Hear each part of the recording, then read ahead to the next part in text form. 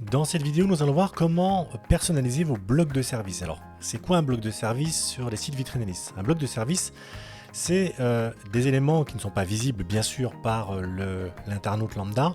C'est par exemple sur votre page d'accueil l'affichage de vos avis. Ça peut être la présentation de l'agence. Ça peut être, par exemple, ici, la présentation des services, les témoignages. Voilà.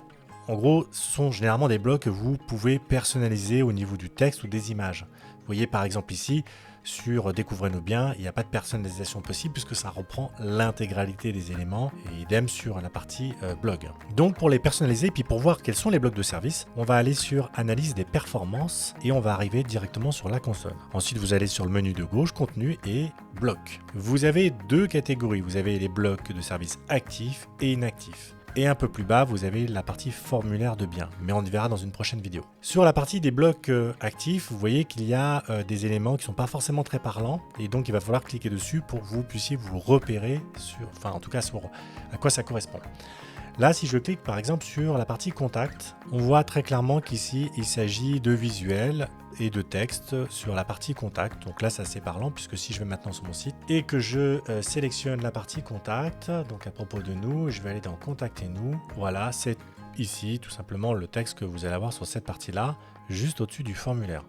Alors c'est vrai que dans mon cas, c'est pas très parlant, mais on va fonctionner exactement comme pour une page. C'est un éditeur de texte et donc je vais pouvoir modifier ici les images, rajouter du texte, positionner l'image juste au-dessus, mettre ici par exemple mon texte en plus gros, je vais enregistrer, je rafraîchis et donc voilà, vous l'avez compris, c'est ce qui va vous permettre de personnaliser le texte à ce niveau-là. Si je retourne dans mes autres blocs de service, on va aller maintenant sur page d'accueil numéro 1. Donc vous voyez que sur la page d'accueil numéro 1, ici, on a très clairement la présentation de l'agence, du réseau, voilà. Donc vous allez pouvoir modifier ce visuel et modifier ce texte. Exactement de la même façon que sur une page, si vous voulez modifier l'image, vous cliquez sur la petite icône qui se trouve au-dessus, vous remplacez l'image et vous voyez, il vous demande de sélectionner l'image que vous souhaitez remplacer. Vous faites oui, je vais la remplacer avec cette image-là. Soyez pas apeurés, dans le sens où c'est l'éditeur de texte ne représente pas du tout le style que vous allez avoir sur la page. Donc là, je vais faire enregistrer. Et vous voyez maintenant, si je rafraîchis ma page, je vais donc avoir l'image qui va s'insérer directement avec le bon style. D'accord? Donc, ne soyez pas étonnés. Le style que vous avez sur l'éditeur de texte n'est pas du tout le même. Il va prendre les informations et il va les retraduire physiquement sur votre page. Si je vais maintenant sur le bloc, ce qu'on appelle page d'accueil 3, je clique dessus sur le petit crayon et on se retrouve avec nos services. Donc là, c'est exactement ce que vous allez avoir ici. Vous voyez que ici vous avez une image de fond, vous avez un texte et là de la même façon vous avez une image de fond et vous avez un texte. Faites très attention encore une fois, on l'avait vu dans une vidéo sur qu'est-ce qu'un éditeur de texte.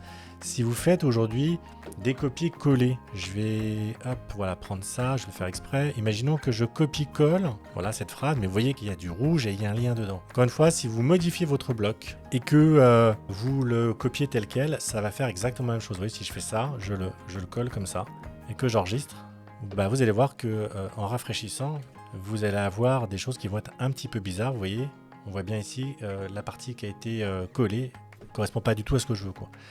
Donc encore une fois, faites bien attention. L'éditeur de texte, si vous recopiez ça à partir d'un autre élément, ça risque de poser un problème. Donc vous avez deux façons de le faire, soit vous le tapez, soit éventuellement, si vous connaissez un peu le HTML, vous allez dans le code source, vous retrouvez votre texte et vous le tapez dans la balise. C'est-à-dire que vous évitez de supprimer ce qu'il y a au-dessus et en dessous. Ça, il faut connaître un petit peu le HTML, éventuellement utiliser ChatGPT sur une vidéo qu'on a faite tout à l'heure. Vous avez ensuite un autre élément que vous pouvez modifier. Vous pouvez aussi modifier la partie Contactez-nous que vous voyez là. Par exemple, au niveau de la taille, on va voir ce que ça donne. Voilà, si je le mets comme ça, je l'enregistre. Voilà, vous voyez que Contactez-nous, le bouton a grossi. Vous pouvez faire ça voilà, sur l'ensemble des blocs. Toujours à savoir, c'est que de toute façon, les blocs que vous avez ici sont vraiment les blocs de disponibles. Idem pour les mentions légales. Si vous voulez changer vos mentions légales, vous cliquez sur le petit crayon. Donc là, pour le coup, le module parle de lui-même. Vous allez mettre vos mentions légales, vous mettez du texte ici, vous enregistrez, vous allez sur votre site, tout en bas, vous allez choisir les mentions légales et donc Vitrainalysis va intégrer automatiquement le complément de vos mentions légales qu'il faudra bien sûr compléter de votre côté. Une fois que vous avez tout parcouru, vous avez eu l'opportunité de justement personnaliser les blocs de service et faire en sorte que votre site puisse évoluer au gré de vos événements ou de vos offres.